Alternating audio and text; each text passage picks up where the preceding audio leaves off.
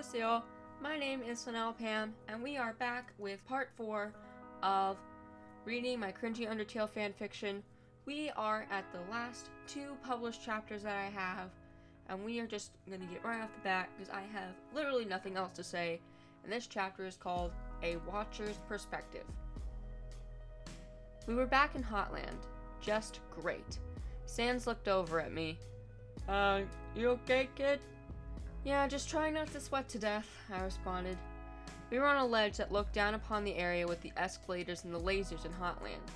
Sans looked down below. Kara wasn't there.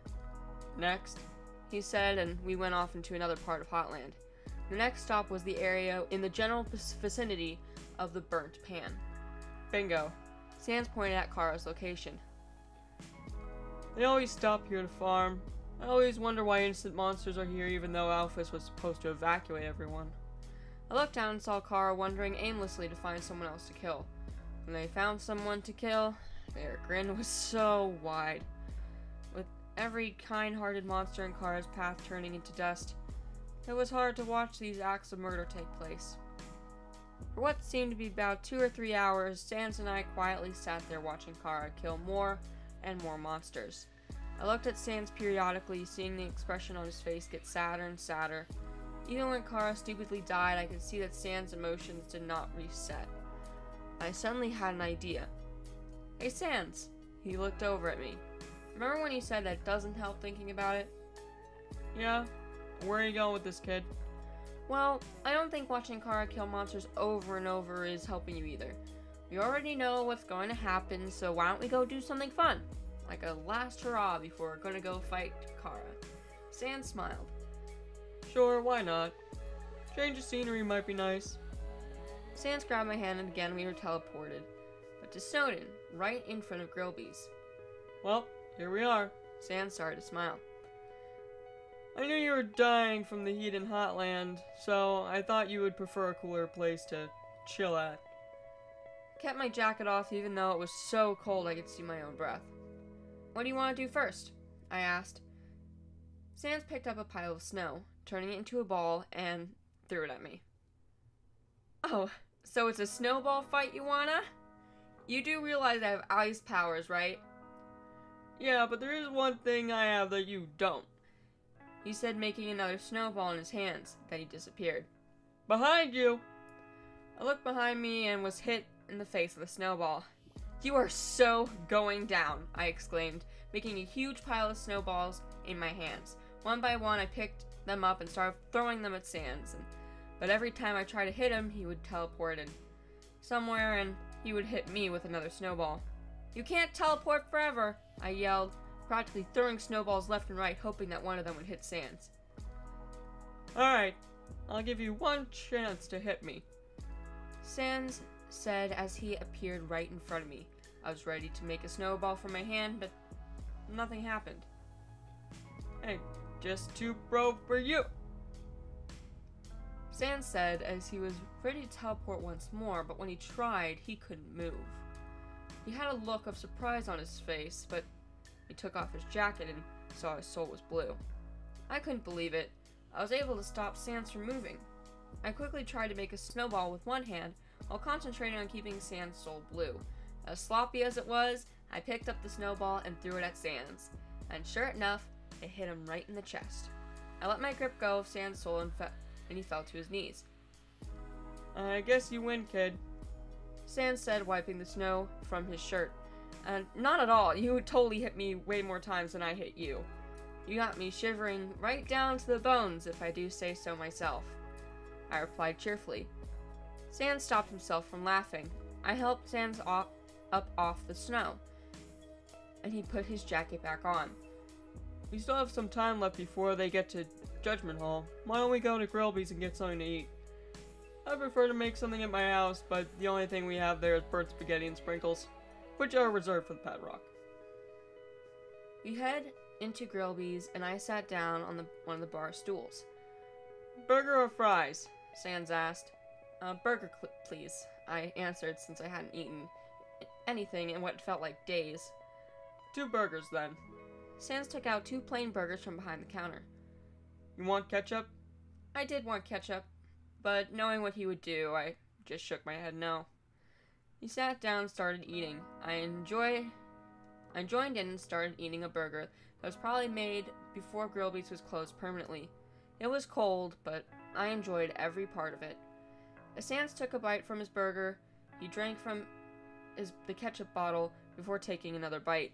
When I was done gulping down my food, I looked over at Sans and asked him, "Well, where am I supposed to have come from?" "You don't remember?" Sans said. "I guess that makes two of us." "What do you mean? Haven't you always been a part of the code?" I asked. I used to be. Well, I mean, a version of me that was like everyone else who forgot nearly everything after the reset. I was a lot happier then, but the game developer decided that wasn't interesting enough for his audience, so he picked me, the comedian, the comic relief, and turned me into something else. A person who is tortured because he knows he will never get a happy ending. Sans started to tear up. Someone who is forced to listen and say the same dialogue over and over. And what do I get out of it? Keep my friends happy and I don't get deleted for being in proper code. Sans put his head on the table. I'm sorry, Sans. I didn't know. It's okay. I just don't know why you're here, and I don't want to be here doing this again. Ugh. Can you promise me something, Lexi? He asked. What? I said. Don't you ever get predictable for me, okay? I have enough of that as it is with everyone else. Sans replied, wiping the tears from his face. I'll try my best, Sans. Now, I know I'm probably just... This is going to be a stupid thing to point out, but the whole part with being surprised it was Sans' soul turning blue, I thought was kind of weird because in the fight with Undyne, I believe Kara's soul turns blue too. I think I forgot that when I was writing this, so I had it be like this reveal that my ice power thing can also turn people's souls blue so that they don't move, I guess. Overall, I didn't think this was very bad.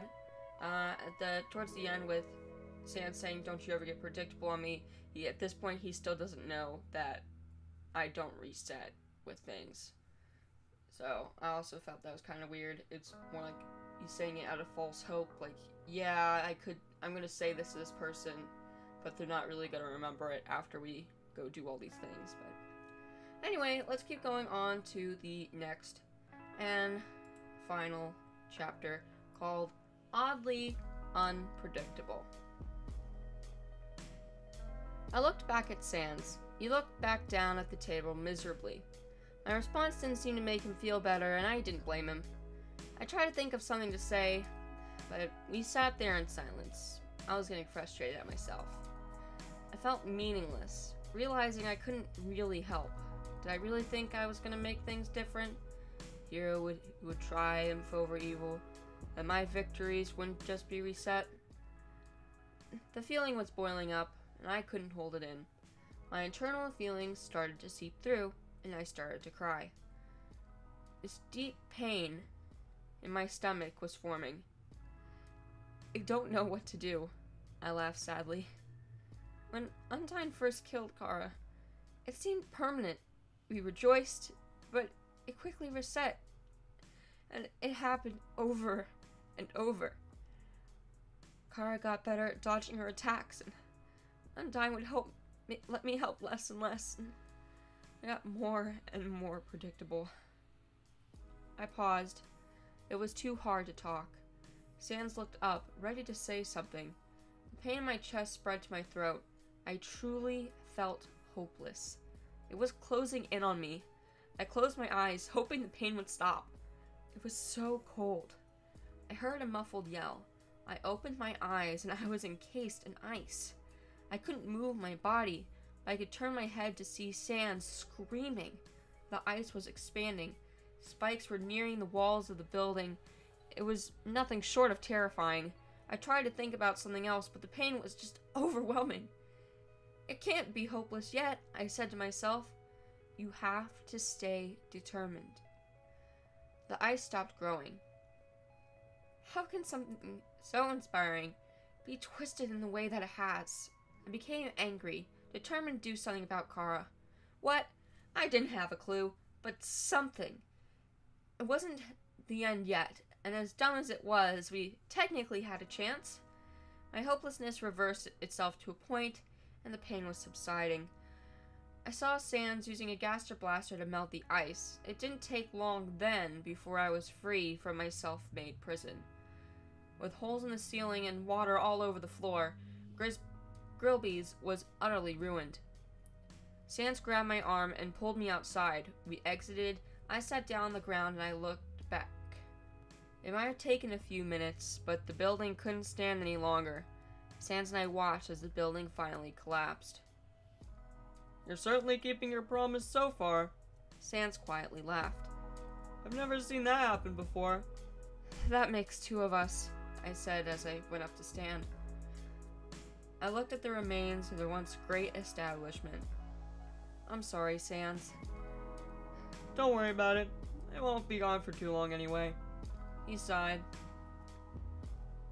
So, you remember all the resets? I nodded. Didn't realize how painful it would be. Sans gave me a puzzled expression. How do you know about this stuff anyway? Resets, Kara, Undyne.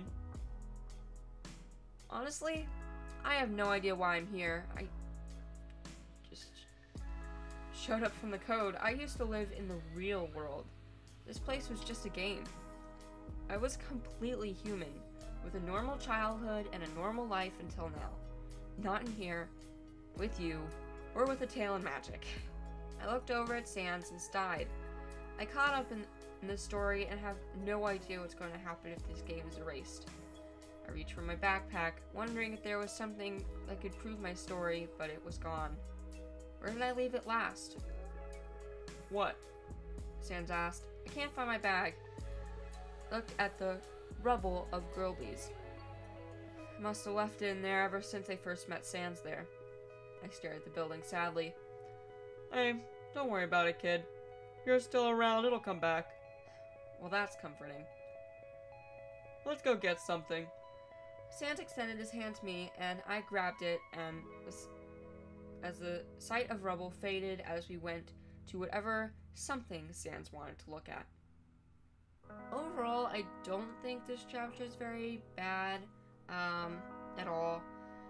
The only thing I kind of found weird was that when Sans asked how do I know all this stuff, I start answering why I'm there, and Sans already knows that I don't know, and he doesn't know. I just found that kind of awkward. And then, yeah, this does really allude to something else. I didn't want to simply be going to fight Chara, having us lose, and then having it reset and things going after that. I kind of wanted to stay within this timeline and a little bit longer and try to make it more elaborate, but I just kind of got stuck. I have another chapter that I didn't publish that I can read to you guys if you're interested. Overall, I've had a lot of fun recording this. It's really nice to just sit down and record something for a little while and not have to set up like 2 cameras, and I just like being lazy. That's pretty much the answer, isn't it?